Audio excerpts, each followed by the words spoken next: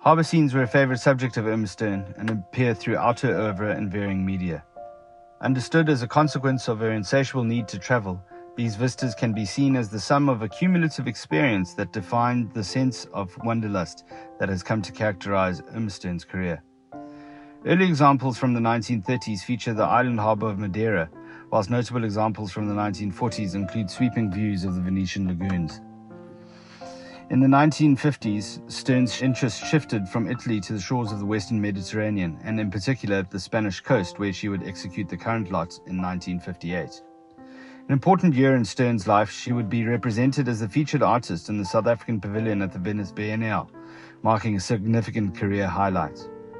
Stern would paint inconsistently for the majority of that year, which saw her hampered by illness and a general ennui brought upon by the domesticity of life at home at the Firs.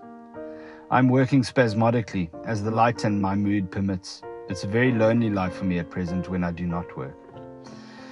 With news of positive reviews coming from Venice, Stern would leave for Europe in mid-September with her companion Dudley Welsh for a 6-week sojourn that included a trip along the Iberian Peninsula and the Bay of Gibraltar, where she would visit the fishing harbour of Algeciras.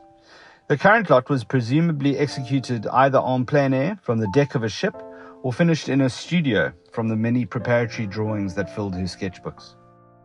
Ushering in her late style that would define the 1960s, Stern would sacrifice her trademark impasto for a more diluted and fluid brushstroke that was at once more spontaneous and geometrically descriptive.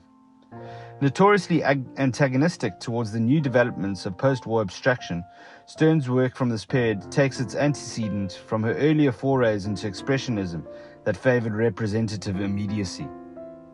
In Algeciras, Stern found a familiar light given the port's geographic proximity to North Africa. Spain, she writes, was very African in character. Palms grow, dates even get ripe, the sea is blue and the sun shines hard. The present lot captures this direct light as the buildings reflect the sun and the ocean glistens in a tonal range that is unique to the Mediterranean.